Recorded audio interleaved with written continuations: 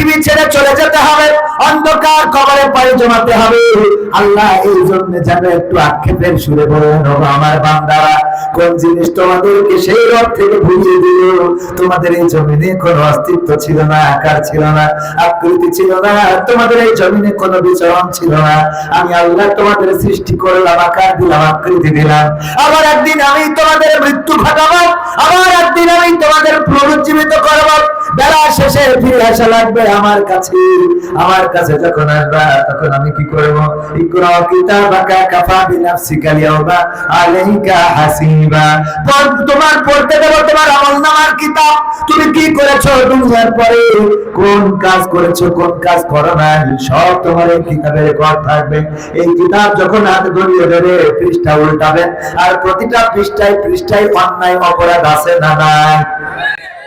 আমি কত বড় পাপী পৃথিবীর কেউ না জানলেও জানেন কে?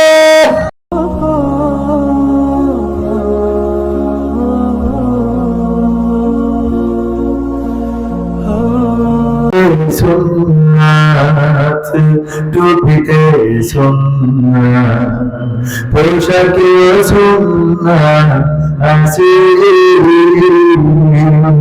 পাথরে আঘাত খাওয়া সেটা যে সুন্নাত। কেন মনে হয় না তোমার কাছে? কেন মনে হয় না তোমার কাছে? গাইতে সুন্নাত, টুপিতে সুন্নাত, পোশাকে সুন্নাত, হাসি পাথরে আঘাত খাওয়া সেটা যে সুন্নাত। কেন মনে হয় না তোমার কাছে? কেন মনে হয় না তোমার কাছে? নবীর প্রেমে তুমি দাওয়াতে তাবলীগ ধারণ করেছ বুকে, সেই তুমি আজ কেন জুলুমের প্রতিবাদে আওয়াজ তোলো না মুখে?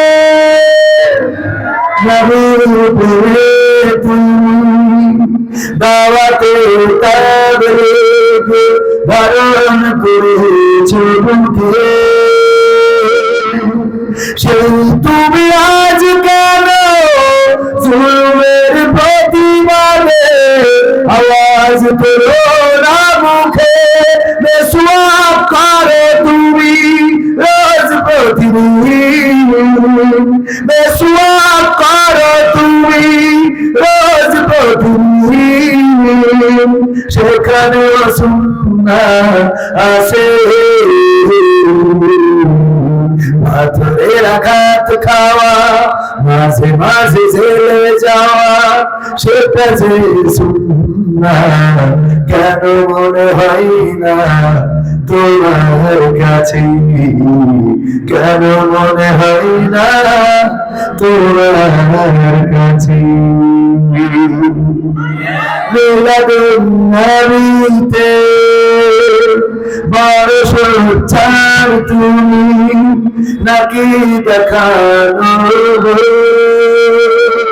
সেই তুমি জানলে না আমার রাসূল ছিলেন সফল রাষ্ট্রনায়ক। মিলাদুন নবীতে বড় সোচ্চার তুমি নাকি দেখানো,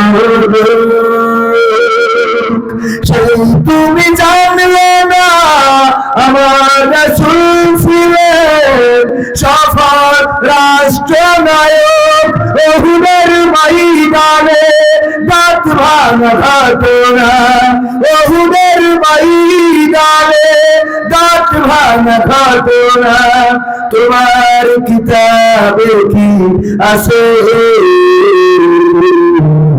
পাথরের আঘাত খাওয়া, মাঝে মাঝে মান্ডে যাওয়া সেটা যে সুন্নাত কেন মনে হয় না তোমার কাছে, কেন মনে হয় না তোমার কাছে।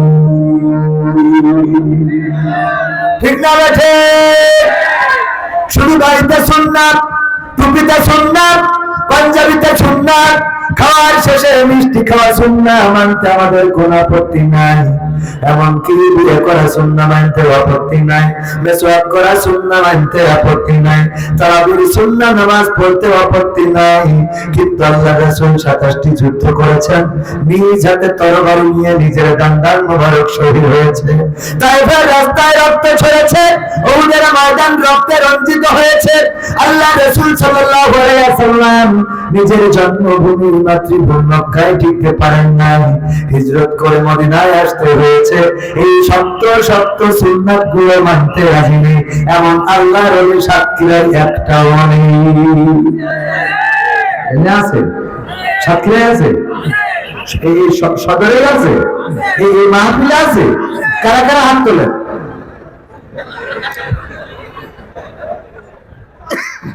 আগে তুলে ফেলেছে। হুজুররা বললেই হাত তোলা লাগবে। হুজুর যদি বলেন ঠিক কিনা, কয় ঠিক, সেটা ঠিক না রে ঠিক। আমি যদি সাতক্ষীরার মানুষের একটা পরীক্ষা করি, এই পরীক্ষা আমি একটু যদি দেখতে চাই যে সাতক্ষীরার মানুষ ইমানের দিকে কত এগিয়ে, পরীক্ষা নিলেই বোঝা যাবে। বলেন কি পরীক্ষা একটা নিতাম নাকি? নেব? প্রস্তুত আপনারা? পরীক্ষার জন্য প্রস্তুতি নেওয়া লাগে, প্রস্তুত হয়ে থাকেন। পরীক্ষাটা অবশ্যই নেব এবং দেখতে চাইবো সাতক্ষীরার মানুষ সত্যিকার অর্থে কেমন ইসলাম জানে, কেমন ইসলাম বোঝে, কেমন ইসলাম মানে। ইসলাম জানার জন্য, বোঝার জন্য কোরআনের কাছে আসার দরকার আছে না নাই? কিন্তু এই কোরআনের মাহফিলে আসা যাবে? ও যাবে না, ঠিক। তো আসেননি কেন? অনেকেই জায়গা ফাঁকা রেখেছেন। এত বড় মাহফিল, এত বড় গেট, এত বড় প্যান্ডেল, এখনো পর্যন্ত প্যান্ডেল ভরে নাই। আন্তর্জাতিক মানের এক একজন বক্তা, এক একটা বক্তার আনতে এখানে 50,000 টাকা থেকে শুরু করে 1 লাখ টাকা পর্যন্ত আছে না নাই? তাহলে আপনাদের জন্য আনলাম, কিছু কথা শোনাবো, কিছু কথা বলাবো। আর সেই কথাগুলো শোনার জন্য মানুষেরা এখনো জায়গা ফাঁকা করে রেখেছে। এই এলাকায় যত মানুষ আছে, যদি আসতো বললে এই মাঠে ধরতো নাকি? এই মাঠে তো ধরতো না, তাইলে আসে না কেন? আল্লাহ রাব্বুল আলামিন সূরা বাকারার 28 নম্বর আয়াতে বললেন, কাইফা তাকফুরুনা বিল্লাহি ওয়া কুনতুম আমওয়াতান ফাআহইয়াকুম সুম্মা ইউমীতুকুম সুম্মা ইউহয়িকুম সুম্মা ইলাইহি তুরজাউন। ও আমার বান্দারা, কোন জিনিস তোমাদেরকে তোমাদের মহান রব থেকে ভুলিয়ে দিল? তোমাদের রবকে অস্বীকার করতে শিখালো, অথচ তোমরা ছিলে মৃত। তোমাদের কোন জীবন ছিল না, তোমাদের কোন আকার ছিল না, তোমাদের কোন আকৃতি ছিল না, এই পৃথিবীতে তোমাদের কোন অস্তিত্ব ছিল না। আমরা 1900 সাল জীবনে দেখি নাই, 2000 সাল পেয়েছি, আবার 2100 সাল আমাদের জীবনে আসবে। 1900 সাল দেখি নাই, 2006 সাল অনেকেই দেখেছেন, আবার এখন অনেক অল্প বয়সী আছেন যারা 2000 সালটাও দেখেন নাই। আবার যারা 1900 দেখেন নাই, দেখলেন 2000, সামনে 2100 সাল আসবে। বলেন দেখার মতো কেউ বেঁচে থাকবেন নাকি এখানে? একজনও কি থাকবে? আল্লাহ যদি 2-1 রাখেন, তাহলে এমন অবস্থায় থাকবে ও নেটওয়ার্কের বাইরে টাওয়ার পাবে না, কথা বলেন না, ঠিক মতো টাওয়ার পাবে না। যদি বলেন চাচা যাও কানে, কবে পুষা গান দিবে, মানে নেটওয়ার্ক ফেলে যাবে। ঠিক বললাম না? ঠিক বললাম? কারণ এখনো 25 সাল, এখনো 75 বছর যদি কেউ বাঁচে, তাইলে সেই 2100 সাল দেখবে। ওগো আমার ভাইয়েরা, 2100 সাল আসার আগে কবির সামান চলে যাবে, ভাইজান চলে যাবে, আমার শ্রদ্ধাভাজন ভাইজান আব্দুল হান্নান ওমর সাহেব চলে যাবেন। এই পৃথিবী ছেড়ে চলে যেতে হবে, অন্ধকার কবরে পাড়ি জমাতে হবে। আল্লাহ এই জন্য যেন একটু আক্ষেপের সুরে বলেন, ওগো আমার বান্দারা, কোন জিনিস তোমাদেরকে সেই রব থেকে ভুলিয়ে দিল? তোমাদের এই জমিনে কোনো অস্তিত্ব ছিল না, আকার ছিল না, আকৃতি ছিল না, তোমাদের এই জমিনে কোনো বিচরণ ছিল না। আমি আল্লাহ তোমাদের সৃষ্টি করলাম দিলাম, আকার দিলাম, আকৃতি দিলাম। আবার একদিন আমি তোমাদের মৃত্যু ঘটাবো, আবার একদিন আমি তোমাদের পুনরুজ্জীবিত করব। বেলা শেষে ফিরে আসা লাগবে আমার কাছে। আমার কাছে যখন আসবা তখন আমি কি করব? ইকরা কিতাবাকা কাফা বিনাফসিকা ইয়াউমা আলাইকা হাসিবা। তোমার পড়তে দেব তোমার আমলনামার কিতাব। তুমি কি করেছো দুনিয়ার পরে, কোন কাজ করেছো, কোন কাজ করো নাই, সব তোমার এই কিতাবে রেকর্ড থাকবে। এই কিতাব যখন হাতে ধরিয়ে দেবে, পৃষ্ঠা উল্টাবে, আর প্রতিটা পৃষ্ঠায় পৃষ্ঠায় অন্যায় অপরাধ আছে না নাই? আমি কত বড় পাপী পৃথিবীর কেউ না জানলেও জানেন কে? আমি প্রায়ই বলি, আমার মা যদি আমার অপরাধ জেনে যেতেন তাইলে আমার মা ভাত রান্না করে খাওয়াতো না। বলতো এমন কুলাঙ্গার সন্তান তো আমি পেটে ধরি নাই, বেরিয়ে যাও বাড়ি থেকে, তোমারে খাইতে দেব না। এমন অপরাধ আছে, যদি বাবা জেনে যেত বাড়ি থেকে ঘাড় ধাক্কা দিয়ে বের করে দিত। এমন সন্তান খবরদার আমার জমিনে, আমার বাড়িতে ঢুকবি না। আমার বন্ধুরা যদি জেনে যেত, বন্ধুরা বলতো দোস্ত তুমি এত খারাপ, তুমি এত নষ্ট, এটা তো জানতাম না। আমার স্ত্রী যদি জেনে যেত আমার সাথে ঘর কন্যা করতো না। আমার সন্তানেরা যদি জেনে যেত আমাকে আব্বা বলে ডাকতো না। এমনকি যদি আপনারা জেনে যেতেন এই স্টেজে বসে আমাকে কথা বলতে দিতেন না। এমন নষ্ট হুজুর, এমন গুনাহ, এমন পাপ, আর এই কবির সমাজ আমাদের সামনে এমন নাচিয়ে কথা বলে। আমার গুনার যদি দুর্গন্ধ থাকতো, আমার ওমর ভাই চেয়ারটা সরিয়ে নিতেন, ভাই জানো চেয়ারটা সরিয়ে নিত। আরে এমন গুনাহ হুজুর করেছে, দুর্গন্ধের জ্বালায় বাঁচা যায় না। কত গুনাহ করলাম পৃথিবীর কেউ জানে না, জানেন আল্লাহ। পরকালের ময়দানে যদি আমলের খাতাটা ধরিয়ে দেবে, আল্লাহ কি বলবো, কি বলবো, কি জবাব দেবো, এই চিন্তায় তো পেরেশান। যেগুলোর খবর মা জানলে ভাত রান্না করে খাওয়াতো না, স্ত্রী জানলে সংসার করতো না, সন্তান জানলে আব্বা বলে ডাকতো না, এমন গুনার খবর জানেন আল্লাহ। আজকে যদি মারা যায় কাল কি নিয়ে যাওয়া আল্লাহর দরবারে?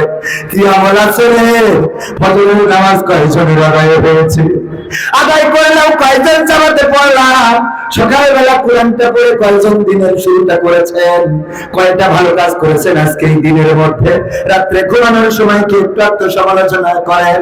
আরে আল্লাহ, তুমি একটা দিন দিলা, খাইলাম, পড়লাম, এত কিছু খাওয়াইলা, এই বাড়িতে আইলাম, কত কি খাওয়াইলো, ইলিশ মাছ, ট্যাংরা মাছ, শোল মাছ, বোয়াল মাছ, তরকারি, গোশত, কত আদর, কত আপ্যায়ন, কত যত্ন, এত কিছু যে রিজিকে লিখলা আল্লাহ, তোমার তো শুকরিয়া আদায় করলাম না। আল্লাহ ওই দিন কিতাব ধরাই দেবে, যে কিতাবে কোনো কাজ এড়াবে না, সব লেখা থাকবে। কোন দিন সামাদ কোন রাতে কোথায় কি করেছে, কোন দিনে কোথায় কি করেছে, সব লেখা থাকবে। ওই পরকালের ময়দানে হিসাব গ্রহণ করার জন্য আমরাই যথেষ্ট হয়ে যাব। ওগো সাতক্ষীরাবাসী, ওগো ভাটুরিয়াবাসী, বারুখালীবাসী, আজকের এই মাহফিল, কোরআনের মাহফিল প্রতি বছর হয়। কত বছর? 25তম। প্রথম বছর যারা এসেছিল অনেকেই আজকে কবর দেশের বাসিন্দা। ওরা ওখান থেকে যদি ওয়াজ শুনতেও পায়, তাও এই মাহফিলে এসে বসার সৌভাগ্য তাদের আর হবে না। আর আল্লাহ যদি না শোনায়, শুনতেও পাবে না। এই বছর যারা এসেছেন, আগামী বছর কার জানাজা কবে হয়ে যাবে, আমার আপনার ডানে বামে সামনে পিছনে যারা আছে, কেউ কারো খবর পাবো না, বলেন ঠিক কিনা? ও তোমার গনাবিন ফুল রাইয়া যাবে, গনাবিন ফুল রাইয়া যাবে, যৌবনে লাগবে ভাটি, ওই যে ডাকো ডাকিতেছে তোমায় কবরের মাটি, ওই যে ডাকো ডাকিতেছে তোমায় কবরের মাটি। সন্ধ্যার আগে যেদিন ডুবিবে বেলা, এক পলকে ভেঙে যাবে তোমার রঙের মেলা। সন্ধ্যার আগে যেদিন ডুবিবে বেলা, এক পলকে ভেঙে যাবে তোমার রঙের মেলা। কারে দিবা তুমি জোরে ধমক, কারে দিবা তুমি জোরে ধমক, কার মাথায় ভাঙবা লাঠি। ওই যে দেখো ডাকিতেছে তোমায় কবরের মাটি, ওই যে দেখো ডাকিতেছে তোমায় কবরের মাটি। খবর পেয়ে আসবে আত্মীয় স্বজন, তোমার চার পাশে বসে তারা করিবে ক্রন্দন। খবর পেয়ে আসবে আত্মীয় স্বজন, তোমার চার পাশে বসে তারা করিবে ক্রন্দন। সাজাইবে মনের মতন, সাজাইবে মনের মতন, কি সুন্দর পরিপাটি। ওই যে দেখো ডাকিতেছে তোমায় কবরের মাটি, ওই যে দেখো ডাকিতেছে তোমায় কবরের মাটি। ও তোমার কোনা দিন ফুরাইয়া যাবে, কোনা দিন ফুরাইয়া যাবে, যৌবনে লাগবে ভাটি। ওই যে দেখো ডাকিতেছে তোমায় কবরের মাটি, ওই যে দেখো ডাকিতেছে তোমায় কবরের মাটি। ঠিক না বেঠে? কবরের মাটি প্রতিদিন ডাক্তার। আমি মাঝে মাঝে আমার আলোচনায় বলি ভাইরা, মসজিদে যাবেন আর এই খাটিয়ার কাছে প্রশ্ন করবেন, নবী খাটিয়া তুমি তো নির্বিকার পড়ে আছো, এখানে টানানো রয়েছে তোমার, বলো দেখি তুমি তো আমার দাদাকে নিয়ে গিয়েছিলে, আমার বাবাকে নিয়ে গিয়েছিলে, আমার চাচাকে নিয়ে গিয়েছিলে, বলো দেখি এবার কার অপেক্ষায় রয়েছে? ওই খাটিয়া যেন নীরবে জবাব দিয়ে দেয়, আল্লাহর বান্দা তৈরি হয়ে যাও, প্রস্তুত হয়ে যাও, এবারের পালাটা তোমার হয়ে যেতে পারি।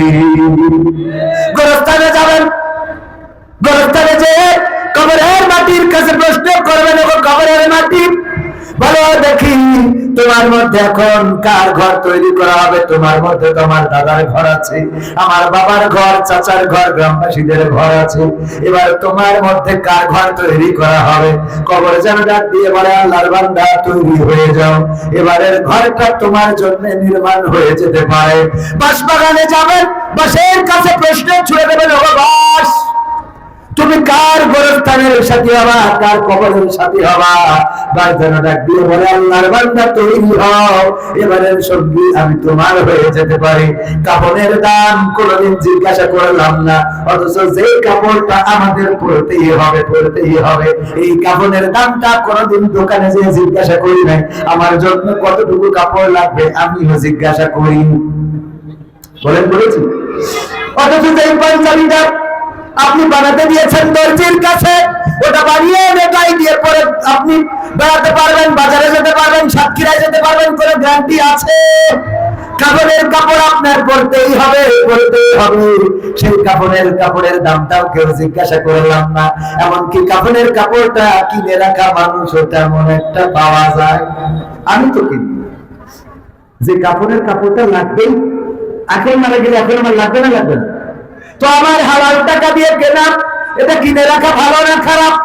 কিন্তু কাপড়ের কাপড়টা কিনি নাই, কত রঙের কাপড় কিনলাম, কত রঙের কাপড় পরলাম আমার ভাইয়ারা, কাপড়ের দাম দিলাম না, অথচ আমার শেষ সঙ্গী হবে 3 টুকরা কাপড়ের কাপড়। বলেন ঠিক কিনা? মুনকার নাকিরকে খুঁজে পাওয়া যাচ্ছে না, নিখোঁজ হয়ে গেছে। মুনকার নাকির চেনেন কিনা?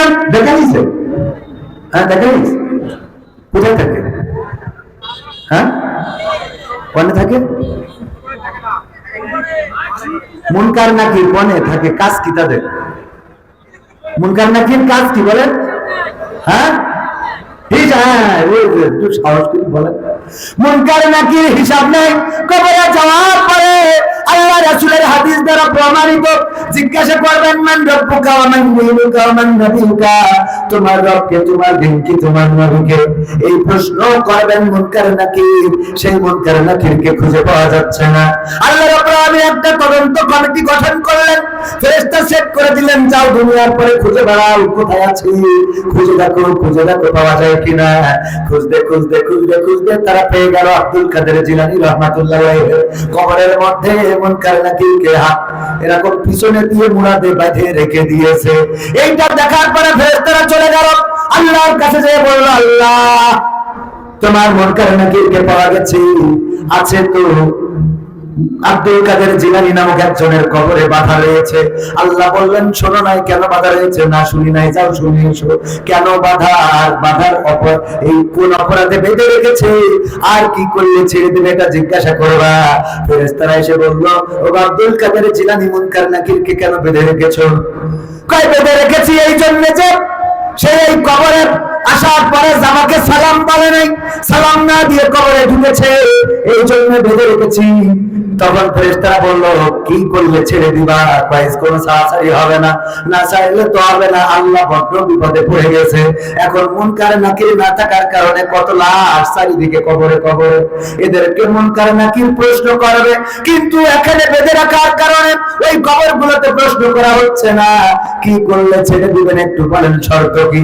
বলল, আল্লাহর কাছে যা, যে বলে ছেড়ে দিতে পারি, যদি এই বাগদাদে যত কবর আছে কবরগুলোকে যদি মাফ করে দিতে পারে, কবরের আযাব গুলো যদি ক্ষমা করে দেয়, তাইলে ছেড়ে দেব। ফেরেশতারা চলে গেল, যে বলল, আল্লাহ আব্দুল কাদের জিলানী বেঁধে রেখেছে, ফেরেশতারা ঢুকে সালাম বলে নাই, আব্দুল কাদের জিলানীকে সালাম দেয় নাই, এই কারণে বেঁধে রেখেছে, কি করলে ছেড়ে দেবে? আব্দুল কাদের জিলানী জানালো, যদি এই বাগদাদে বা এই ইরাকে যত কবর আছে সব কবরগুলো যদি ক্ষমা করে দিতে পারেন, তবে তাদেরকে ছেড়ে দেবে। আল্লাহ রাব্বুল আলামিন ডাক দিয়ে বললেন, ওগো আব্দুল কাদের জিলানী, তুমি তো শুধুমাত্র বাগদাদের মানুষের ক্ষমা চেয়েছো, তুমি তো ইরাকের মানুষের ক্ষমা চেয়েছো। আজকে আমি যে বিপদে পড়ে গেছি, তুমি যদি চাইতে গোটা দুনিয়ার মানুষ যারা মারা গেছে আর আগামীতে যারা মরবে তাদের সব ক্ষমা করে দিতে হবে, আমি আল্লাহ সবাইকে ক্ষমা করে দিতাম। তুমি যেহেতু বাগদাদ ইরাকের মানুষের ক্ষমা চেয়েছো, সকল কবরকে আমি আল্লাহ ক্ষমা করে দিলাম। বলেন সুবহানাল্লাহ। পরীক্ষা নিতে চাইলাম, মনে আছে না নাই? মনে আছে? এই পরীক্ষা, ও আমার ভাইরা, সুবহানাল্লাহ বলেছেন কতজন? হাত উঁচু করেন। নারায়ে তাকবীর, লিল্লাহি তাকবীর। হাত টানা করেন। সুবহানাল্লাহ বলেছেন যারা, আল্লাহ সাক্ষী, সুবহানাল্লাহ বলেছেন যারা। আমার ক্যামেরাম্যানরা দেখছে, হাত টানা করেন একেবারে শক্ত করে। সুবহানাল্লাহ বলেছেন, এবার হাত নামা। নাউযুবিল্লাহ বলেছেন কারা কারা? সাক্ষীরা ইসলামের গর্ভভূমি, স্টেজে একজন আর সামনে এই মাত্র কয়েকজন। অষ্টা বললাম পরীক্ষা নেব, দেখবো কারা পাস করে। আব্দুল কাদের জিলানী আল্লাহর বিপদে ফেলে দেবে, এই ক্ষমতা আছে নাকি? শুনাইলাম, এটা বুঝাই গেছে। কলা ফেল করে যেন এবার বাড়ি বলছি, ইমান, আপনাদের ইমান নষ্ট করতে তো বেশি কিছু লাগে না, এরকম একটা অস্ত্র নিয়ে বেশি কিছু লাগে। আব্দুল কাদের জিলানীর কবর পেছনের মধ্যে তৈরি পাইল ওখানে, দুটো মাথার মধ্যে একটা চিন্তা করা লাগে।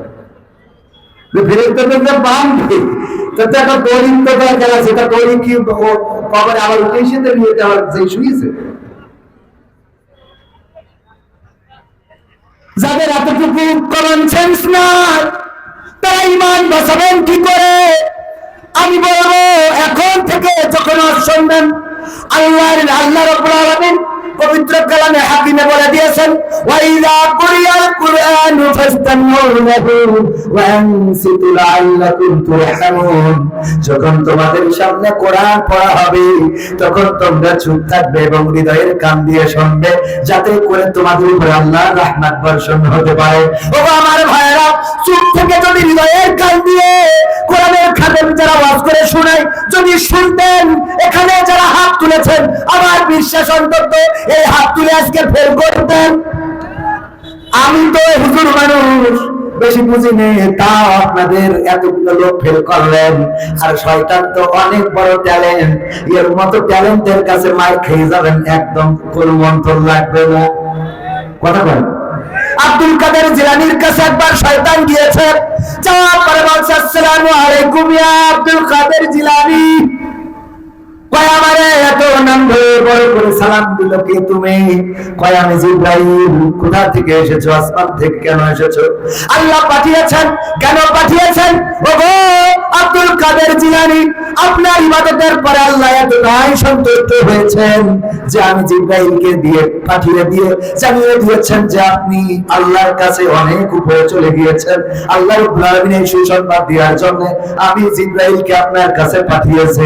জিবরাইল এই কথা শুনে আব্দুল কাদের জিলানী রহমাতুল্লাহ আলাইহি বগল বাজাইছে। না বাজায় নাই। আমাদের এখনকার পীররা যদি এরকম শয়তানি বলে যে আব্দুল কাদের জিলানী না কোনো বিষয়, ও তো বলবে কালকে জিবরাইল আসবে, ও তো একেবারে ওলিয়া ওলিয়া ছাড়াই চলে যাবে, শেখ হাসিনার উপরে উঠে যাবে। ঠিক না বেঠে? আব্দুল কাদের জিলানী বলল, আমারে ভূগোল বুঝাইতে আইসো না, আমারে ভূগোল বুঝাবা না, কারণ আমারও পৃথিবীর জ্ঞান কিছু আছে। আল্লাহর নবী যেদিন পৃথিবী থেকে বিদায় নিয়েছেন বিশ্বনবী মুহাম্মদ সাল্লাল্লাহু আলাইহি ওয়াসাল্লাম, ওই দিন ফেরেশতা জিবরাইল চলে গেছে, আর এই জমিনে কিয়ামত পর্যন্ত আসবে। কেমনে আইলা তুমি? কই আল্লাহ খুশি হয়ে পাঠাইস। কই আমার বুঝা শেষ, তুই না শয়তান। কথা বলো। শুধু এই না, আরেকটা শয়তান চিনার ঘটনা বলি। আমরা হযরতের পাথর ছুরি কই জায়গায় ওখানে এখন একটা শয়তান বানাই রেখেছে, আমরা যে ছুরি। যাই হোক, আমি বড় হজ করিনি তো, বড় হজে এবার যা আল্লাহ যদি কবুল করে, নিবন্ধন করা শেষ। একটু দোয়া করেন যেন হজ করে যে টাকা পায়, এতে হজ না করলে তো উপরে গেলে পাঠান পারবে না।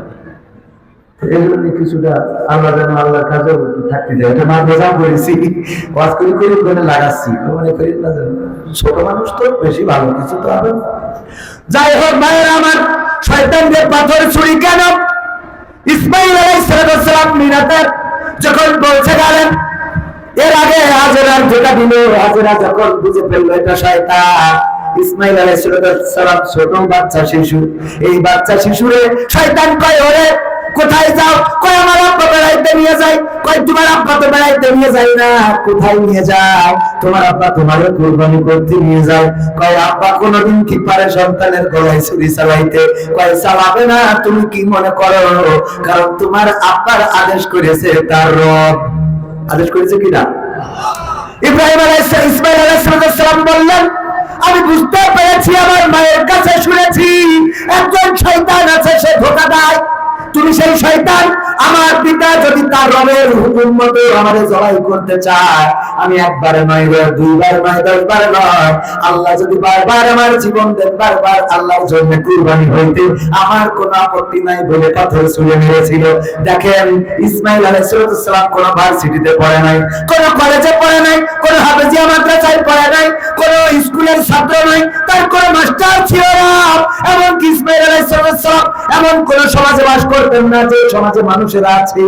ইসমাইলকে সামাজিকতা শিখিয়েছেন, বরং এমন একটা মরুর প্রান্তরে ছিলেন যেখানে কোনো ঘর নাই, বাড়ি নাই, পানি নাই, খাদ্য নাই, খাবার নাই, গাছ নাই, পালা নাই, ঘর নাই, সংসার নাই। এই মরুভূমির মধ্যে আম্মা হাজরা আলাইহিস সালাম এত সুন্দর করে মানুষ করেছেন যে এই ছোট্ট বাচ্চা শিশুটাও শয়তানের কেরামতি বুঝে ফেলেছে। কিন্তু সাতক্ষীরার আমরা যেখানে বলি ইসলামের উর্বর এলাকা, সেইখানে 100 জনে 99 জন ফেল মেরে বসে থাকলো।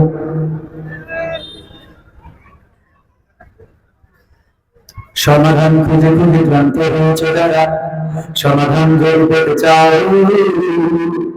সব পথ গিয়ে ভুলে প্রধান করে সমাধান জমিয়ে নিতে চাও। সমাধান খুঁজে খুঁজে ক্লান্ত হয়েছে যারা, সমাধান যদি পেতে চাও, সব পথ গিয়ে ভুলে প্রধান করে সমাধান যদি নিতে চাও।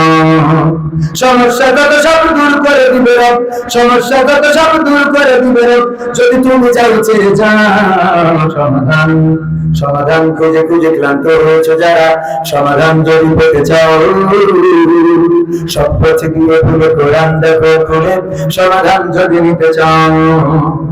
কোরআন ধরি না বলে, কোরআন পড়ি না বলে চারিদিকে হই লাঞ্ছিত। কোরআন জানি না বলে, কোরআন মানি না বলে সব অধিকার বঞ্চিত। কোরআন ধরি না বলে, কোরআন পড়ি না বলে চারিদিকে হই লাঞ্ছিত। কোরআন জানি না বলে, কোরআন মানি না বলে সব অধিকার বঞ্চিত। মরিচিকার পিছনে ঘুরে মিছে মিছে, মরিচিকার পিছনে ঘুরে মিছে মিছে, কোরআনটা খুলে দেখে না সমাধান। সমাধান খুঁজে খুঁজে ক্লান্ত হয়েছে যারা, সমাধান যদি পেতে চাও সব পথে গিয়ে ভুলে কোরআন দেখো খুলে, সমাধান যদি নিতে চাও। কোরআনেই বলা আছে কোন পথে চলবে, কোন পথে মিলবে মুক্তি। কোরআনেই লেখা আছে কোন পথে শান্তি, কোন পথে আসবে শক্তি। কোরআনেই বলা আছে কোন পথে চলবে, কোন পথে মিলবে মুক্তি। কোরআনেই লেখা আছে কোন পথে শান্তি, কোন পথে আসবে শক্তি। আল্লাহর আলোয় প্রতারিত না হয়ে, আল্লাহর আলোয় প্রতারিত না হয়ে কোরআনটা খুলে দেখে না সমাধান।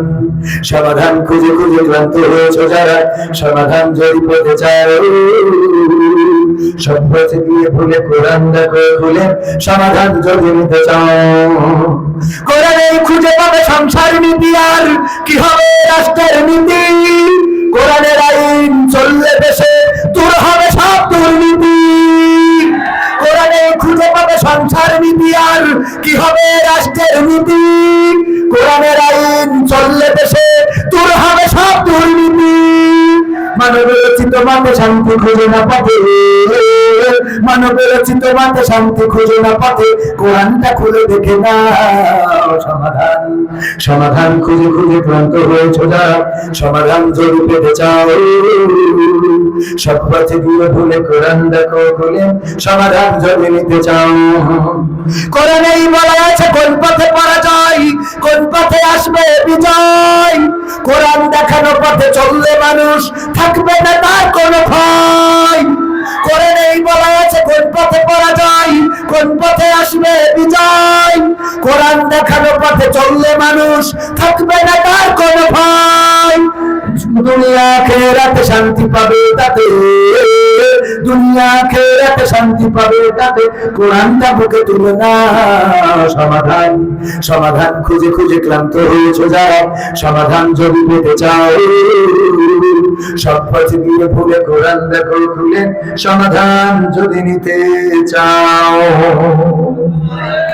সব সমস্যার সমাধান কোরআনে, সব সমস্যার সমাধান আছে না নাই? আল্লাহ রাব্বুল আলামিন সব সমস্যার সমাধান দিয়ে দেন।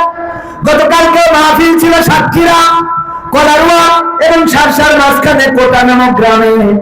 কোটা গ্রামটা এমন জায়গায়, মাদ্রাসা যেটা সেটা কলারুয়ার মধ্যে, আর মাহফিলের মাঠ করেছে যশোর সারসার মধ্যে।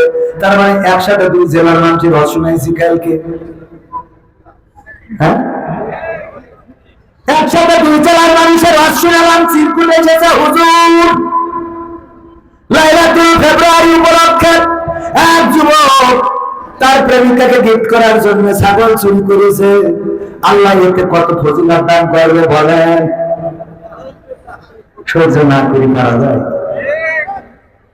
হুজুর বলেন দেখি, লাইলাতুল ফেব্রুয়ারিকে কেন্দ্র করে গার্লফ্রেন্ডকে ছাগল চুরি করে বিক্রি করে তার জন্য গিফট কিনেছে, গিফট দেওয়ার জন্য।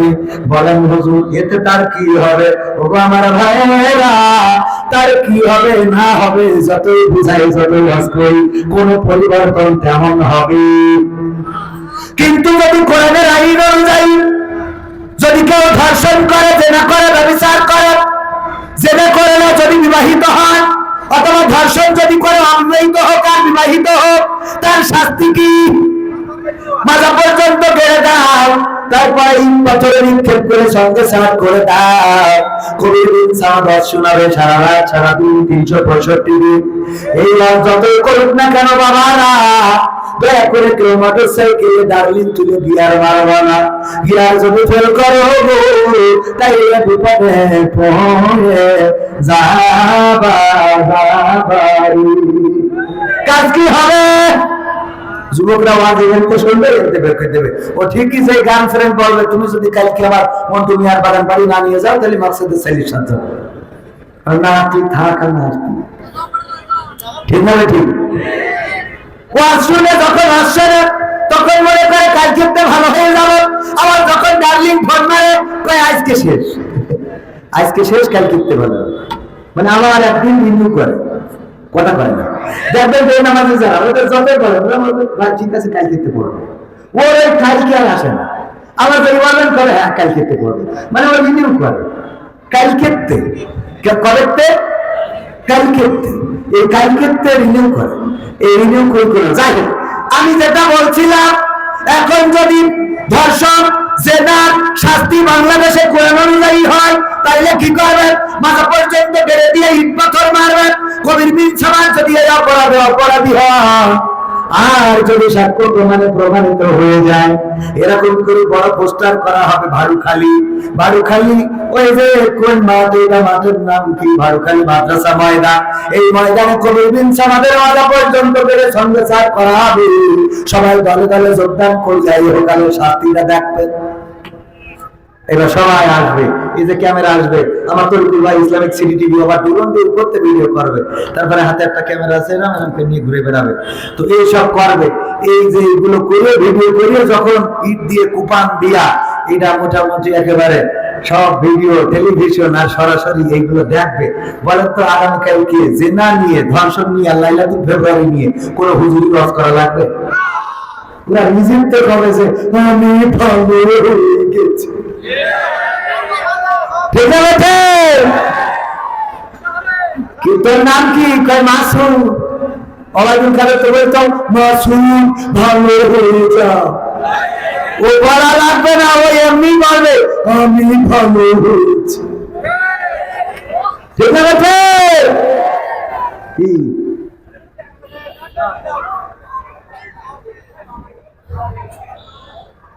হুজুর আসসালামু আলাইকুম, আপনার কাছে একটা অনুরোধ করছি, একটি সঙ্গীত গাওয়ার জন্য। কোথায় আছে কাদের কাকা? বাবা রে, তোকে এত দোয়া দেখেন কাদের কাকা। আমরা 16টা বছর রক্ত দিয়ে, জীবন দিয়ে, শহীদ হয়ে, জেল খেটে, ফাঁসিতে ঝুলে, খুন হয়ে, গুম হয়ে যাদের তাড়ালাম, ওদের কয় কোথায় আছে কাদের কাকা? এটা খুঁজতে হবে। এটা কি মানুষ? আমারও খুঁজে বলিস, হ্যাঁ হিসাব বাকি। ও মানে খুঁজে এনে বাদাম দাম কি হবে? এটা হবে না, এটা হবে বাইরে না। আসলে আমি তো আকর্ষণ, এখানে কি লেখা? বিশেষ আকর্ষণ। এখন আকর্ষণ মানে মাঝে মাঝে একটু উল্টো পাল্টা বলতেই হয়। প্রায় জায়গায় প্রধান বক্তা হিসাবে এখন দাওয়াত করে, আলহামদুলিল্লাহ, ছোট ছোট মাহফিল, বড় মাহফিল গুলোতে না। আমি বলি আমার নামের আগে লেখে মুফাসসিরে কোরআন, আমি কই যে মান সম্মান নিজেদেরও নষ্ট করেছে না, ওরা নষ্ট করেছে। আমি মুফাসসিরে কোরআন না, আমি হলাম মুসাফিরে কোরআন। কি কোরআন? মুসাফিরে কোরআন, মানে কোরআন আমি সফর করেছি, দুই একটা কোরআনের কথা বলতেছি। মুফাসসির হওয়ার জন্য ন্যূনতম 8টা গুণ থাকা লাগে, তার মধ্যে একটাও আমার। আমি হলাম ওই সেই একজন চার দোকানদার, ওর দোকানের নাম হলো আল হাজের চার দোকান। তার মধ্যে এক বক্তা কি ছিল, যে বলছে তুমি তো হজ করার লোক না, হ্যাঁ তুমি আল হাজ, এই দোকান কার? তা বলছে আমার। তা বলছে তোমার দোকান আল হাজের চার দোকান কোনটা? কয় এইটাই। তো এই তুমি তো হজ করেনি, কত সালে করেছ? কয় না আমি হজ করিনি। তাহলে আল হাজের চার দোকান আর কি করে? বলছে হুজুর মনে কিছু করবেন না, আসলে আল হাজ না, আমি হলাম জেল হজ। কি হয়? জেল হজ। কি করে আল হাজ হলো? বলছে হুজুর আর বললেন না সে কথা, আমি গাঞ্জার ব্যবসা করতাম। কে ব্যবসা? গাঞ্জার ব্যবসা করতাম। তো পুলিশে ধরে নিয়ে গেছিল। ও মা, আমি জেলে গেলি দেখি ওর মধ্যে একমাত্র আমি ভালো মানুষ, আর বাকি সব এই যে মাওলানা খালেদ, তারপরে এটিএম আজহারুল ইসলাম, ওবায়দুল, আব্দুল কাদের মোল্লা, আলী হাসান, মোহাম্মদ মুজাহিদ, মতিউর রহমান নিজামী, দেলোয়ার হোসেন সাইদি, আমির হামজা, মামুনুল হক, রকিবুল ইসলাম মাদানী, সব অপরাধী খালি আমি ছাড়া। আমি চিন্তা করলাম এত পাপী যেহেতু জেলখানা, আমি এদের পাপের পথটাই ধরব। তো ওইখান থেকে তোবা করেছি যে জেলখানায় যদি এত পাপীর বসবাস হয়, আল্লাহ জেল তলার জন্য কবুল করেছে, তাহলে আমি ওই পাপীদের রাস্তায় যাবো। তারপরে এসে গাঞ্জা ব্যবসা ছেড়ে দিয়ে নামাজ কালাম পড়ি, রোজা রাখি, আর এই চার দোকানে টিম টিম করে চলি। তাই আল্লাহ বলবে বলছে আমার কাছ থেকে যারা গাঞ্জা কিনতে হয়েছে ওরা ওই প্রহাস করি আমার আল্লাহটা। তো আমি আসলে আল্লাহর নাম বললাম জেলা, কথা কি বোঝা গেছে? তো আমি আসলে মুনাফিক না, বললাম মুসাফির। ঠিক আছে তো বলেন? হ্যাঁ, নিজের ছোট করলে কোনো দোষ নেই, ছোট মানুষটা বড় করে লাভ কি? কথা করে না, মানুষটাই তো ছোট, বড় করার কিছু নেই। মারা যাওয়ার পরে বিছানা মাটিতে পড়ে থাকতে হবে, আপনার মাসি এসে ভন ভন করবে, কোনো উড়াইনের ক্ষমতা নেই, আছে না? সুতরাং কিসের অহংকার, কিসের লড়াই, কিসের বড়াই, সব চূর্ণ হয়ে যাবে। ক্ষমতা চিরস্থায়ী না, বলেন ঠিক না? ক্ষমতায় কেউ স্থায়ী হয় না, হোক না সে হাসিনা কিবারে না, সে আর চিরকাল থাকে না। ক্ষমতায় কেউ স্থায়ী হয় না, মুজিবুর বেশি দিন থাকেনি, জিয়াউর কেউ তো রাখেনি। মুজিবুর বেশি দিন থাকেনি, জিয়াউর কেউ তো রাখেনি। এরশাদ চলে গেছে পৃথিবী ছেড়ে, এরশাদ চলে গেছে পৃথিবী ছেড়ে, কেউ আজ তার কথা কয় না। ঠিক আছে? ক্ষমতায় কেউ স্থায়ী হয় না, হোক না সে হাসিনা কিবা রহে না, সে আর চিরকাল থাকে না। হাসিনা ক্ষমতা ধরে রাখতে আয়না ঘর বানিয়েছিল, জনগণের শানারে দাদার দেশে পালিয়ে গেল। হাসিনা ক্ষমতা ধরে রাখতে আয়না ঘর বানিয়েছিল, জনগণের রোশনালে দাদার দেশে পালিয়ে গেল। ডিবিহারে পাশিয়ার, ডিবিহারে পাশিয়ার, বই বইদের দেখা যায় না। ঠিক আছে? ক্ষমতায় কেউ স্থায়ী হয় না, হোক না সে হাসিনা কিবা রহে না, সে আর চিরকাল থাকে না। সে আর কি চিরকাল থাকে? নমরুদের ছিল না, ফেরাউনের ছিল না, আবু জাহেলের ছিল না, আব্রাহার ছিল না, কারুনের ছিল না, হামানের ছিল না। পৃথিবীর পরে যারা জুলুম করেছে কেউ ঠেকে না, আর পৃথিবীর পরে আগামীতে যারা জুলুম করবে তাদের চেয়ারটাও টিকবে না, বলেন ঠিক কিনা? কারণ এই চেয়ারের মালিক কে? এই চেয়ারের মালিক আল্লাহ, পাওয়ারের মালিক আল্লাহ, আমি নশ্বর আল্লাহ, সব কিছু নশ্বর। এই দুনিয়ায় সব শেষ হয়ে যাবে, সোজা মানুষটা খোঁজা হয়ে যাবে। যুবক, যেই যুবকের মুখে দাড়ি নাই সেই যুবকের মুখে দাড়ি হয়ে যাবে, যার মুখে কালো দাড়িটা সাদা হয়ে যাবে, যার চোখের মনেটা কালো আছে সেটা ঘোলা হয়ে যাবে, যেই মানুষটা সোজা আছে খোঁজা হয়ে যাবে, যার চামড়া গুলো টান টান আছে এই চামড়া গুলো একদিন ভাঁজ পড়ে যাবে। আমার মা বোনেরা আছে পর্দার অন্তরালে চেয়ার আর ঝাঁকানি দিয়ে বেড়ায়, ওরে আল্লাহ, আমার যুবকেরা দুঃখে দরবাররা দোকানে বসে থাকে আর বলে মহানরা কত সুন্দর। ঠিক আছে? ঠিক ঝাঁকানি দেন। দেখো, আবার যার চেয়ারা নেই ও আবার বানাই নিয়ে আসে পান্তে। এই বিউটি পার্লার কে দিয়েছে? বিউটি পার্লারটা বানাই না, কত সুন্দর করে আল কাতরা বেগম পরিমাণী সেজে চলে আসে। আমার আল্লাহ বল্লাহ করে না, ফি বিউতিকুন্না ওয়ালা তাবাররাজনা তাবাররুজাল জাহিলিয়াতিল উলা, ও নারীরা পর্দার মধ্যে থাকো, চাইলে যুগের মেয়েদের মতো সাজুগুজু করে নিজেদেরকে প্রদর্শন করে বেড়ায় না।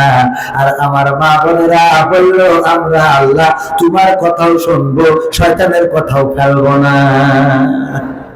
কেমন করি? আগে সাজুগুজু করে, মেকআপ মারে, ব্লু পেন দেয়, লিপস্টিক মারে, আবার এমনি তার কাটার বেড়া দেয়। চিকন করি আবার কালো করি, এইগুলো দিয়ে তারপরে উনি বোরকা লাগাই পার্কে যায়, মন্টু মিয়ার বাড়ি যায়, রিসোর্টে যায়, ওই যে বাম্বু ক্যাফেতে বাস খাটি যায়, ওখানে যেয়ে আবার খুলে দেয়, বলে দেখো কেমন লাগে আজকে। আছে না নাই? আবার আসার সময় বোরকা পরে আসে, গ্রামের লোক মনে করে তাপসী রাজা একটা ঢুকলো আর বেরোলো, মাঝখানে যাবো জাহান্নামের টিকিট কনফার্ম করে আসতে যাবে না, কথা কয় না? আছে না নয়? আছে মানে কি, একজন বিয়ে করার পরে বিউটি পার্লার সাক্ষীরাত মালিকের যে বলছে যে নেন আইফোন 16 প্রো ম্যাক্স, আইফোন বলছে আমার জন্য নিয়ে আসেন কেন? বলছে আমার বোন কালকে সাজাই দিয়েছিলেন, আমি খুশি হয়েই দিলাম। তাই বলে আইফোন 16 প্রো ম্যাক্স এটা 2 লাখ টাকার উপরে। কয় অসুবিধা কি, বউ তো 10 টাকা 5টা না একটা। কয় আল্লাহ এরম স্বামীর আরো 3টে বিয়ে হবে।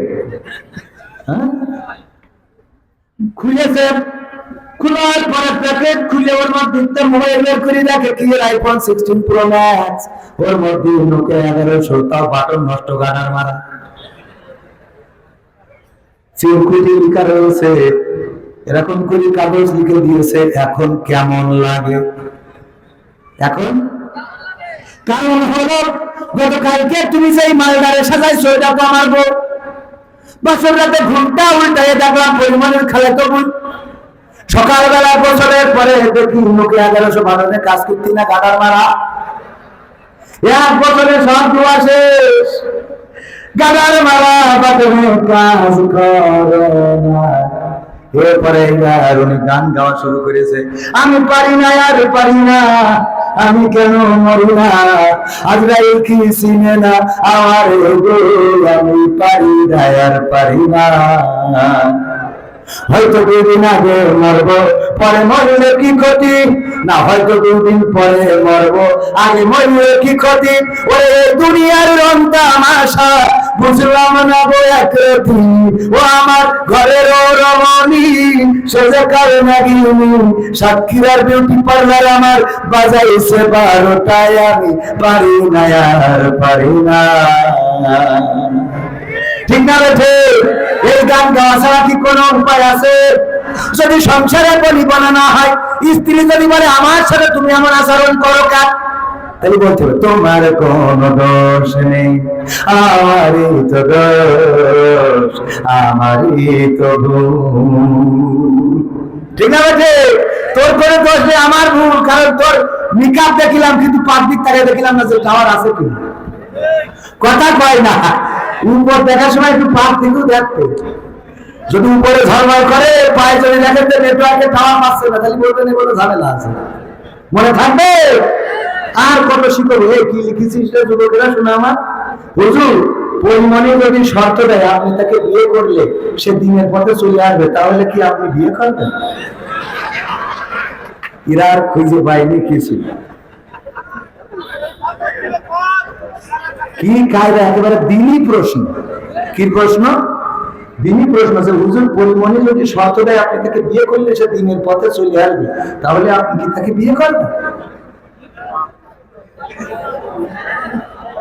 এটা কি হুজুর কাছে দেওয়ার প্রশ্ন? আর এই প্রশ্ন দিয়ে আমি এখন যদি সঠিক কথা বলি তো আমার বাড়ি ঝটপট বেরিয়ে যাবে। হ্যাঁ, এই উত্তর দেওয়াই যাবে না। কি আমার কি, এরা খালি চিরকুট দেওয়ার বলে আছে দেখছি। ও আমার ভাইয়েরা, একাধিক বিয়েতে কোনো অপরাধ নেই, আছে? একাধিক বিয়েতে কোনো অপরাধ আছে? বরং একাধিক বিয়ে করা উত্তম, যদি আপনি সেটা সহযোগিতার নিয়তে অসহায় মানুষের একটা সহায় হয়ে যান, এটা করাও ভালো। কিন্তু আমি বাদে, কারণ ভিডিও হচ্ছে, অন্তত এখানে আমি বাদে বলে দিলাম, কিন্তু আপনারা করতে পারবেন।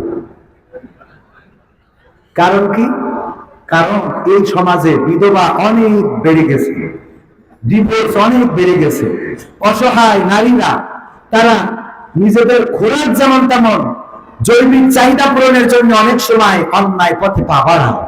তাদের অন্যায় পথ থেকে ফেরানোর জন্য, ভালো রাখার জন্য যদি আপনি একাধিক বিয়ে করেন কোনো অসুবিধা নাই, বরং আল্লাহ শুরুই করেছেন 2 দিয়ে, বলেছেন তোমরা বিয়ে করো 2, 3 অথবা 4। যদি মনে করো ইনসাফ করতে পারবা না তাহলে তোমরা একটাই সন্তুষ্ট থেকো। শুরু করেছে কয় দিয়ে? 2 দিয়ে। যে 2 দিয়ে শুরু করো, অসুবিধা নেই, 2টা বিয়ে করলে কোনো। কিন্তু আমাদের মা বোনদের অবস্থা হলো যে আপনি যদি বিয়ে একটা করেন, ওর দুঃখ হলো আপনার যখন পছন্দ হয়েছে আপনি অন্য একদিন বন্ধু বিয়ার বাড়িতে ঘুরে আসতেন, কিন্তু বিয়ে করলে মানে অপরাধ করেন, অসুবিধা নেই, অপরাধ করে জাহান্নামে যান, অসুবিধা নেই, ওর বিয়ে করলেন কেন? কথা কয় না। যদি তোর স্বামী ওর নিয়ে মন্টু মিয়ার বাগান বাড়ি যায় আর যদি নেটওয়ার্ক ফেল করে, তাহলে তো তোর স্বামীর জন্য জাহান্নাম তো পরের কথা, ওর দুনিয়ার শাস্তি তো মাথা পর্যন্ত পেড়িতে কুপান্তে পাঠাই দিতে হবে। তাহলে তুই এহকাল পরকালে বিধবা হয়ে গেল। কথা কয় না, কারণ এহকালে স্বামী মরে গেল আর পরকালে তোমার স্বামী জাহান্নামে, তুমি এখন জান্নাতে একা একা পায়রা খেয়ে বেড়াও। তা তার থেকে ভালো যে বিয়ে হোক। কথা কয় না, কোনটা ঠিক? ভাই পাচ্ছে ওরা, আমার কি ভিডিও আছে যে আপনি ভয় পাচ্ছেন? আমি না ভিডিও ভয়তে কথা বলছি। কেমন লাগে বলেন যে ঠিক? এদিকে আসেন, এদিকে আসেন। একাধিক বিয়ে করা ভালো কাজ, বলেন ঠিক? হ্যাঁ ঠিক আছে, বাড়ি যান তারপরে যাওয়া হয়ে যাবে। আমি ঠিক বলেছে, ও বেঠিক বলি তো। যাই হোক ভাইরা আমার, দিনের পথে আসবেন শর্ত দিয়ে। পরিমণি অন্তত আমারে বিয়ে করতে চাবে না, ও টেনশন করি লাভ নেই। হ্যাঁ, অত বড় ভাগ্য না, অত বড় ভাগ্য আমার হয়নি। আমি কোন লাইনে বলবো, মানে লাইন খুঁজে পাচ্ছি।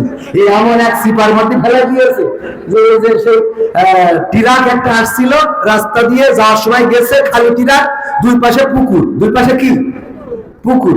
যখন গেছে তখন তো খালি টেনশন হয়নি, আসার সময় যখন লোড দিয়া গাছের গুড়ি অথবা ধান আসতে যাই, হেল্পারে বলতেছে ভালো করে দেখ 2 পাশে কিন্তু পুকুর, যদি কোনো কিছু হয় অ্যাক্সিডেন্ট। বলছে উস্তাদ ডানি ডানি ডানি, যে ডানি যাচ্ছে ডানির পুকুরি, উস্তাদ বাই বাই বাই বাই, যে বাই যাচ্ছে বাই পুকুরির দিকে, উস্তাদ ডানি ডানি ডানি, আবার ডানি, উস্তাদ বাই বাই। এই দেখে যখন দেখছে যে না কোনো পায় না, ওই উস্তাদ ডানি পাই ডানি পাই ডানি পাই ডানি পাই, তো ডানি ভাই এবার পুকুরের মধ্যে গেছে, ঢুকে গেলে বলছে উস্তাদ যেমনি ভালো সেমনি, যেমনি ভালো সেমনি, যেমনি ভালো সেমনি, মানে এখন তার উপায় না করে যেমনি ভালো সেমনি। তো আমার এমন প্রশ্ন করি ভেঙেছে যে ডানি বলবো না ভাই বলবো, এখন যেমনি ভালো সেমনি। ও যা পারে করুক, আমার অত আশা নেই। আমার গণতন্ত্রের গান শুনবেন, প্রজেক্টরে কি হুজুরদের ওয়াজ দেখা যাবে? তা হচ্ছে আর ওয়াজ দেখিয়ে কোনো অসুবিধা নেই, কিন্তু আজারের মতো চেহারা ভালো হইলে দেখা যাইত না। আজারের মতো চেহারা ভালো হইলে এর ওয়াজ মহিলারা দেখতে একটু না, কারণ এতে চেহারা ভালো, ওর প্রতি প্রেম চাইবে তৈরি। কিন্তু আর চেহারা ভালো না, আর প্রজেক্টরে মহিলারা দেখলে কোনো ক্ষতি নাই, বলেননি? তো আমার মতো ছোট মানুষের ওয়াজে আপনারা না বসলে কোনো ক্ষতি নাই, কিন্তু যে হুজুর আসছে তার জন্য একটু বসতে হবে। আল্লাহ কবুল করুন, বলেন আমিন। গণতন্ত্র চিনি না, আমি জানি না গণতন্ত্র। এই গানটা গাওয়ার কারণে নোয়াখালীতে স্টেজতে পালাই কন্যাতে আইলাম, সে টাকা নেওয়ার কথা মন ছিল। গণতন্ত্র চিনি না, আমি জানি না গণতন্ত্র, গণতন্ত্র দেখি আমি শুনেছি গণতন্ত্র। শুনেছিলাম আমি বাংলাদেশে গণতান্ত্রিক রাজা, যখন যারে মনে চেয়েছে ভরে দিয়েছে সাজা। শুনেছিলাম আমি বাংলাদেশে গণতান্ত্রিক রাজা, যখন যারে মনে চেয়েছে ভরে দিয়েছে সাজা। কাউকে দিয়েছে ফাঁসির দণ্ড, রেখেছে আয়না ঘরে, কাউকে আবার লাশ বানিয়ে ভাসিয়েছে সাগরে। কাউকে দিয়েছে ফাঁসির দণ্ড, রেখেছে আয়না ঘরে, কাউকে আবার লাশ বানিয়ে ভাসিয়েছে সাগরে। করেছে সব কিসের জোরে, ছিল কি দাদার মাত্র? কেমন গণতন্ত্র ছিল, কেমন গণতন্ত্র, গণতন্ত্রের আড়ালে ছিল দাদার ষড়যন্ত্র। কেমন গণতন্ত্র ছিল, কেমন গণতন্ত্র, গণতন্ত্রের আড়ালে ছিল মোদির ষড়যন্ত্র।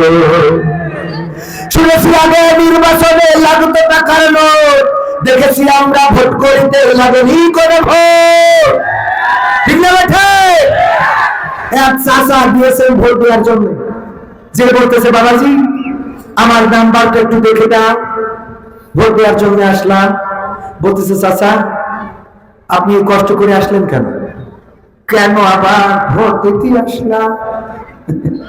আবার জিগায় দুধু খাও, বলো না আইসি ভোট দিতে। কয় চাচা আপনার ভোট তো দিয়া হয়ে গেছে। এটা কেমন কথা বললে বাবা, ভোট দিয়া হয়ে গেল কি করবে? চাচা তো বলছে চাচা আপনার তো আসতে দেরি হয়ে গেছে। আমি তো সকালেই রওনা দিলাম। সকালে রওনা দিয়েছেন কখন? বাপু ফজরের নামাজ পড়েই তো রওনা দিছি। কয় আমরা তো সে তাহাজ্জুদ পড়ি কাম ছিল।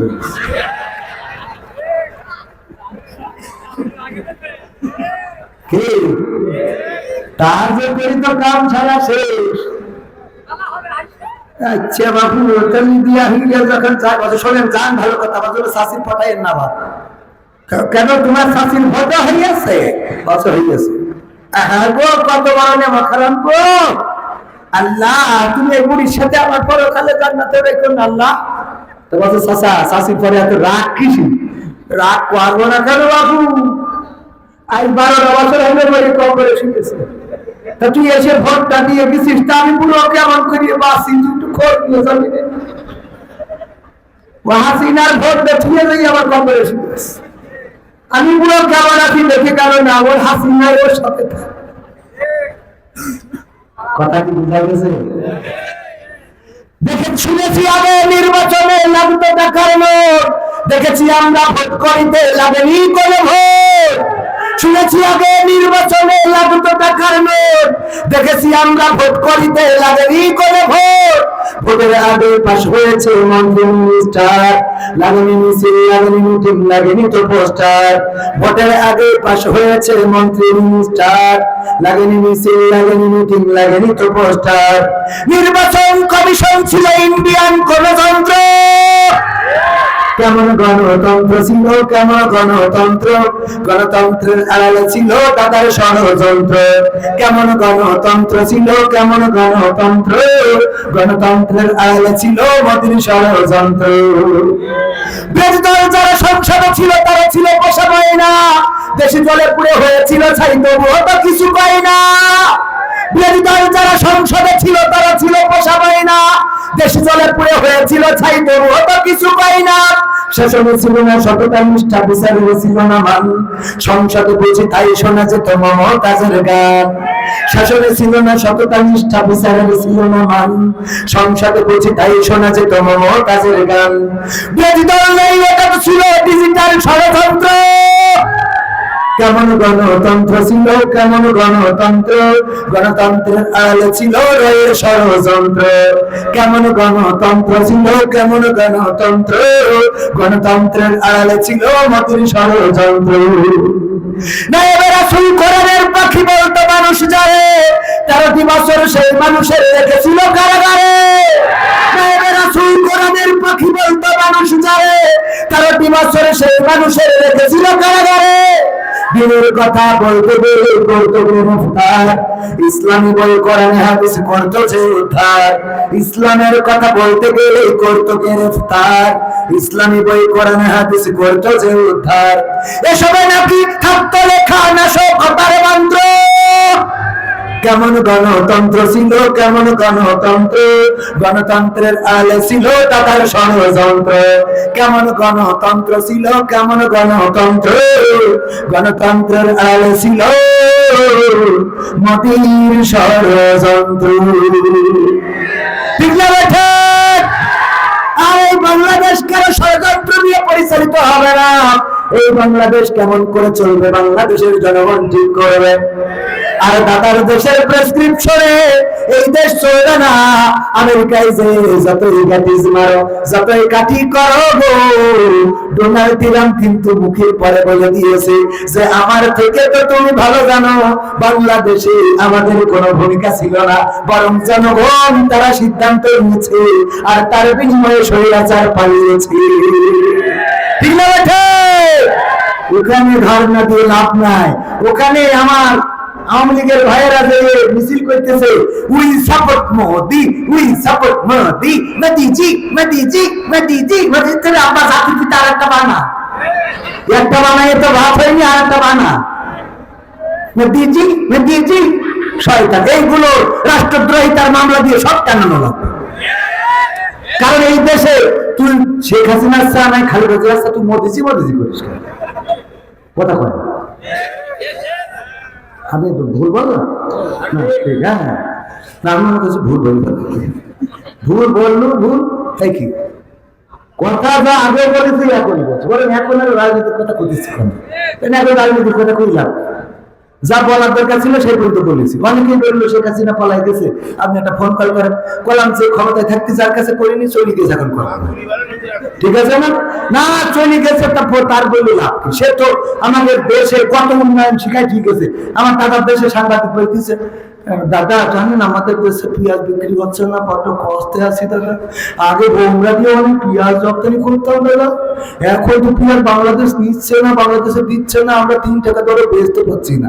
আর ওরা পেঁয়াজ আমাদের লাগবেও না, কারণ আমাদের নেত্রী পেঁয়াজ ছাড়া রান্না শিখাই, তারপরে পাশে পেঁয়াজ ছাড়া রান্না আমরা জানি তো, দিলিও কি দাদু কথা কয় না। এত উপকার করতে গেছো মোদি, তুমি গরু দেবা না, অসুবিধা নেই, আমরা কাঁঠাল খাবো, কাঁঠাল দিয়ে গোস্ত বানাবো, সব আমাদের ঠিক করা আছে। খেজুর দেবা না, অসুবিধা নেই, পেয়ারা দিয়ে করে বিয়ে করবো। হ্যাঁ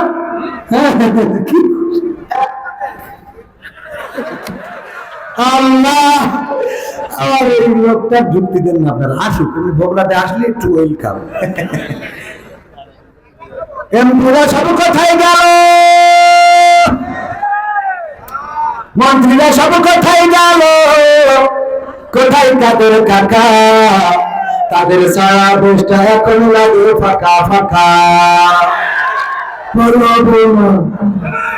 প্রয়োজন হলে ফুলের বাসায় গিয়ে ঠাকুর গাঁয়ে বাসা আছে, পালাবে না যাই না তবু দেখা, পালাবে না যাই না তবু দেখা। তাদের সারা দেশটা এখন লাগে ফাঁকা ফাঁকা, ওদের সারা দেশটা এখন লাগে ফাঁকা ফাঁকা। আইন মন্ত্রী আটকে গেল আইনেরই ফাঁকে, দাড়ি সারা দরবেশের ভণ্ড ভণ্ড লাগে। আইন মন্ত্রী আটকে গেল আইনেরই ফাঁকে, দাড়ি সারা দরবেশের ভণ্ড ভণ্ড লাগে। শুনছি কত নেতা নেত্রী খাইতেছে ভাই রান্না, বিচারপতি কালামানিকের ফাটিয়েছে আন্ডা। পরকের ঝলক গেল থামিয়ে নেতের চাকা, তাদের সারা দেশটা এখন লাগে ফাঁকা ফাঁকা, ওদের সারা দেশটা এখন লাগে ফাঁকা ফাঁকা। কই গেল সেই সংসদেতে মমতাজের গান, কোথায় গেল হযরত বালা স্বামী মুসলমান? ঠিক না বেঠে আমার মাতা চাপা কত সুন্দর করে সংসদে গান শোনাতো। আজ তার একটা ফোন কল এসেছে আমার সামনে, একটা ফোন রেকর্ড ভাইরাল হয়েছে। বললো যে আমরা নেতা, আমরা নেত্রীরা, আমাদের এদিকে নেতারা বাঁকা চোখে তাকাতো, আমাদের শরীরে হাত দিত, সুন্দরী সুন্দরী নারীদেরকে ব্যবহার করতো। যে যত নিজেকে উজাড় করে দিতে পারতো তার দাম তত বেশি ছিল। এমনকি তাদের এত অপরাধ, এত গুনাহ, এত অন্যায় যে আল্লাহ গজব দিয়ে তাদের পাঠাই দিয়েছে। ও গো মমতাজ, তুমি বুঝলে কিন্তু বেলা শেষ হওয়ার পরে, ঠিক আছে? আমার স্বামী ওসমানও বুঝেছে। ওই আমেরিকায় যে বেড়েছে বলে না কার জানো সাক্ষাৎকার দিয়েছে, ওই যে খালিদ নাকি একটা সাংবাদিক আছে, কিরা জানো, মহিউদ্দিন খালিদ, হ্যাঁ খালেদ মহিউদ্দিনের কাছে সাক্ষাৎকার দিয়েছে। আমার সংসদে যখন থাকে বললো যে বঙ্গবন্ধুর বাপ যেদিন বঙ্গবন্ধুকে হত্যা করলো ওই দিন আমরা বন্দুক নিয়ে বেরোইলাম, কত গল্প শোনালো। আর বঙ্গবন্ধুর বাড়িতে হামলা করে ভেঙে ফেললো। জাতির জনক যারা মেরেছে ওদের সন্তানরা একটাও সামনে যেয়ে দাঁড়াই নাই। ওরা জাতির পিতাকে ভেঙেছে। আমাদের ইব্রাহিম আলাইহিস সালামের যদি কেউ অপমান করে আমরা মানবো? রাজপথে দাঁড়াবো না? জীবন দেব, কিন্তু আল্লাহর আমাদের জাতির পিতার অপমান মেনে নেব তোরা সারা জীবন জাতির জন্য বলি বলি জিকির করি সুবহানাল্লাহ সুবহানাল্লাহ, ওই বাদে ঠিক এই জিকির করিছে। এই জিকির করা লোকগুলো যদি একটু জাতির ধানমন্ডি, তাহলে তো আমি অন্তত শান্তি পেতাম যে এই বাড়িটা রক্ষা করেছিস। কথা কয় না? আর চার দোকানে বসে বুড়ি টানের বলে আপাত হোকবে, হ্যাঁ আবার বাতাস ফেরবে, বাতাস ফেরবে তো ঠিক আছে। তা তুই বলি যে আমরা যদি দাঁড়াই, আমরা মুইতে দিলি বানের পানির মতো ভেসে যাবে। তোর পানের পানির মতো ভাষার দরকার নেই। আমাদের কারেন্ট যখন থাকে না, ওই টিফিন গুলা একটু মুইতে একটা এক বিঘা চলবে ভিজো দিন, তো মেশিনে কত পানি আস দেখে মিক্সার দেওয়ার সময় আন্দাজ খুঁজে পায়। এইসব মিক্সার দিয়ে নেত্রীর পথ, নেত্রীর বুঝাইছে যে আমরা আসি, ভয় নেই, আমরা মুখে দিলেও ডুবে যাবে। নেত্রী মনে করলে অসুবিধা নেই, তাহলে ওরা মেশিন খাটাবে। মেশিন করলে কই নি ও পাশে চলি, ঠিক না বলছে? এই কথাগুলো না বললে বলে নেত্রী এত খারাপ হয় না, কথা কয় না। বিপদে ফেলাই দিয়েছে, আর বিপদে ফেলাই দিয়ে আজকে দেশের অনেকেই বলে দেশের খারাপ অবস্থা। আর খারাপ অবস্থা ইচ্ছা করি অনেক দূর, টাইম পার হয়ে গেছে, খালি কোন দিক যাবো, একদিক করলে আর একদিক হয় না। আচ্ছা ওইটা বাদ দেন, যে কথা বলছিলাম ওই জায়গায় আসি। মমতাজ গান গেয়েছে সংসদে, কনে বাবার নামে বোনের নামে গান গেয়েছে। তাহলে তুই এখন যখন নেই একটা গান গাবি না? আমি শিখাই দিলাম, আমার সোনার ময়না পাখি কোন বাদশে দাদার কাছে গো,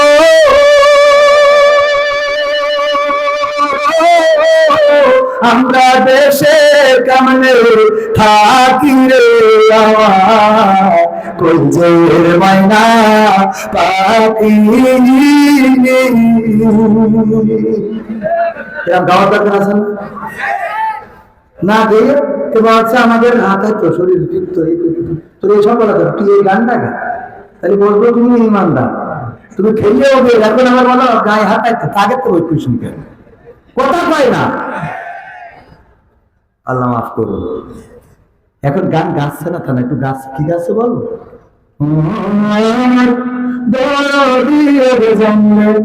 আগে জানলে তোর ভাঙা নৌকায় চড়তাম না, ভাঙা নৌকায় চড়তাম না, এই বিপদে পড়তাম না, ভাঙা নৌকায় চড়তাম না, এই বিপদে পড়তাম না। ওরে বাডারেতে খাইলাম ধরা, বিশিটাও তো পাইলাম না। আগে জানলে, আগে জানলে তোর ভাঙা নৌকায় চড়তাম না। কি কথা ঠিক আছে? বলেন কই গেল সেই সংসদে মমতাজের গান, কোথায় গেল হযরত বালা স্বামী ওসমান? ইমামে মন্দির মনি আছে কারাগারে, বাপ করিলেও পাপ কখনো ছাড়ে কি আর তারে। কোথায় গেল স্পিকারে, কোথায় গেল স্পিকারের দৃষ্টি আঁকা বাঁকা, তাদের সারা দেশটা এখন লাগে ফাঁকা ফাঁকা, ওদের সারা দেশটা এখন লাগে ফাঁকা ফাঁকা। কোথায় গেল আফা আর ব্যারিস্টার সুমন, কথা বলার সময় তারা করেন নিয়োজন। মুরগি কবির খাইছে ধরা, জাফর কোথায় আছে? গোপন কি সেও গেল নবী দাদুর কাছে। কোথায় গেল সালামের, কোথায় গেল সালামের গাড়ি গাড়ি টাকা, তাদের সারা দেশটা এখন লাগে ফাঁকা। লাগে না, লাগে না, ফাঁকা ফাঁকা কেন লাগে? কারণ আমার ভাইরা একটা মোবাইল কিনে দিয়েছিল, স্ত্রী সব করেছিল যে আমার একটা মোবাইল আইফোন কিনে দেওয়া।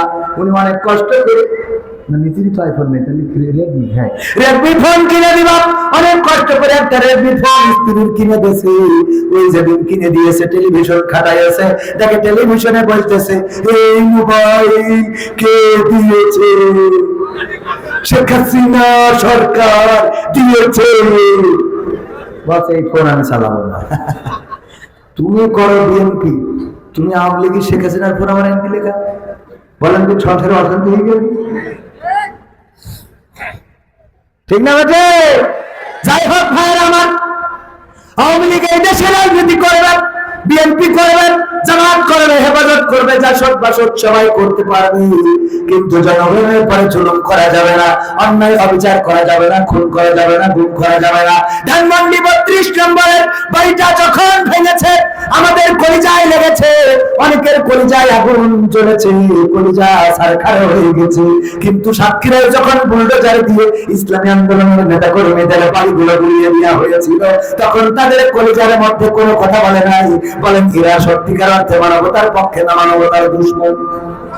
মানবতার পক্ষে যদি হইতে তাইলে আমার সাতক্ষীরায় আমার ইসলামী আন্দোলনের নেতা কর্মীদের বাড়িগুলো ভেঙে গুড়িয়ে দেওয়া হলো, তখন তোমার মানবতা কোথায় ছিল?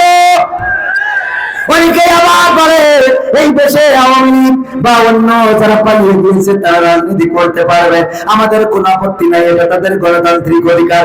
কিন্তু যারা বলে যে পারবে, আমি তাদের কাছে প্রশ্ন করতে চাই, নেত্রীর বাড়ির সামনে যখন বালুর ট্রাক ছিল তখন গণতন্ত্র কোথায় ছিল? কথা পায় না। যখন নেত্রীর বাড়ির সামনে গায়ের গাড়ি ট্রাকের বালুর ট্রাক ছিল, সরাইতে পারো নাই।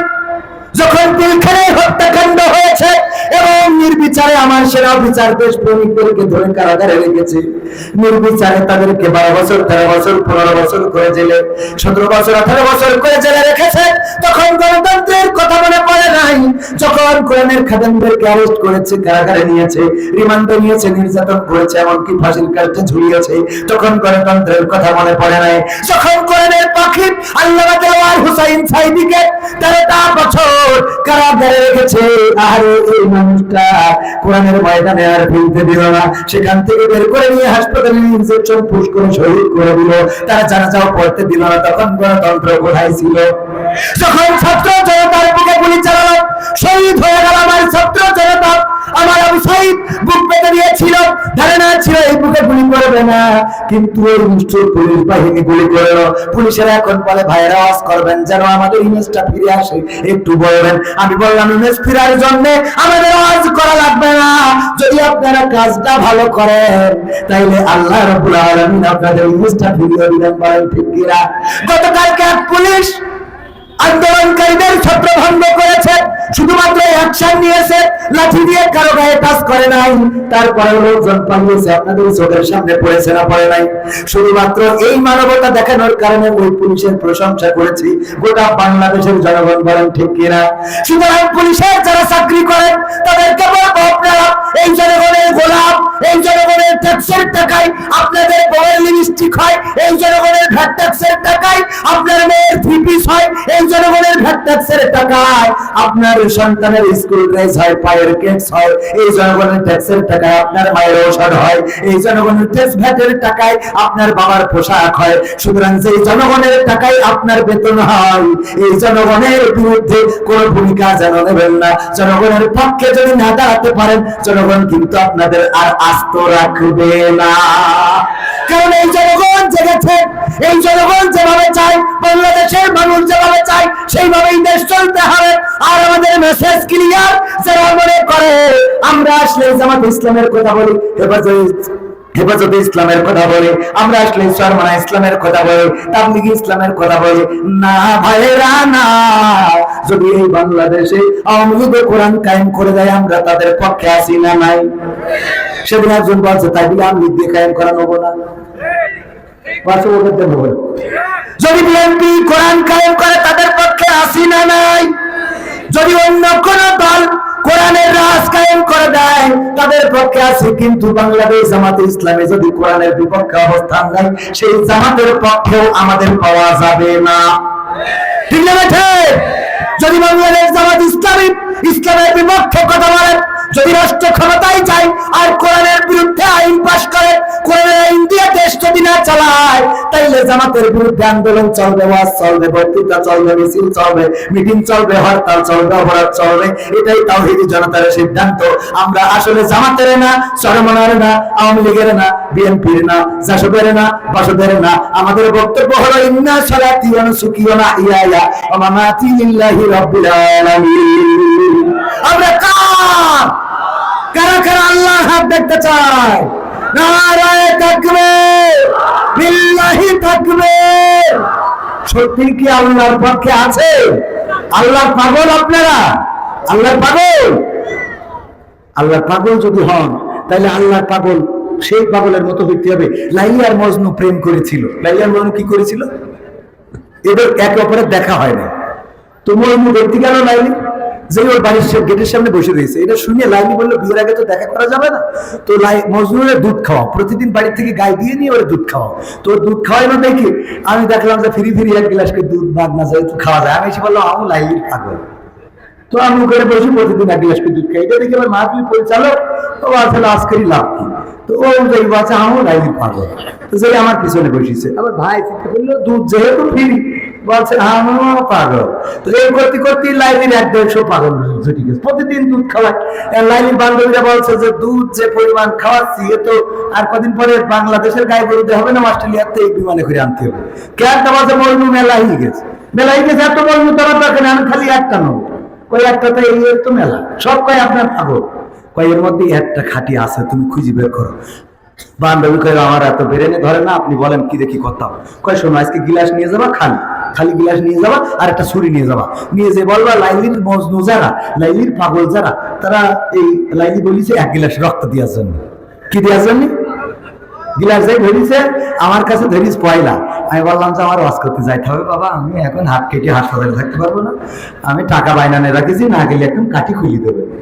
এই বললে আমি উঠে হাঁটাতেছি, ভাই বেরিয়েছে, ভাই বলছে আমি মাহফিল পরিচালনা করতে হবে, কাল তারেক মুনার আসবে, আমার দেওয়া হবে না।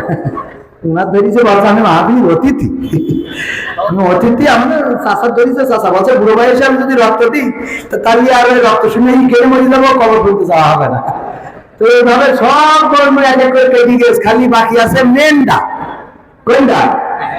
ওর কাছে ওই গিলাস ধরিছে, বলছে লাইলি তো রক্ত চাইছে, বলছে গিলাস ধরো, বই পাঠাইতেছে। বোঝা গেছে তো? তাহলে আসল মর্ম চিনা গেছে তো? তো আমরা সবাই আল্লাহর পাগল না? কথা কয় না?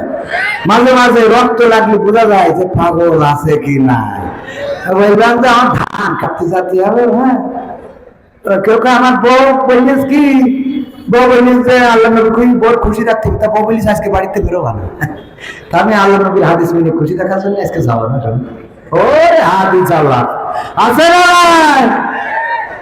আপনারা কি এলাম না ওই অরিজিনালটা, আল্লাহর পাগল অরিজিনালটা, অরিজিনাল কারা কারা হাত উঁচু করেন?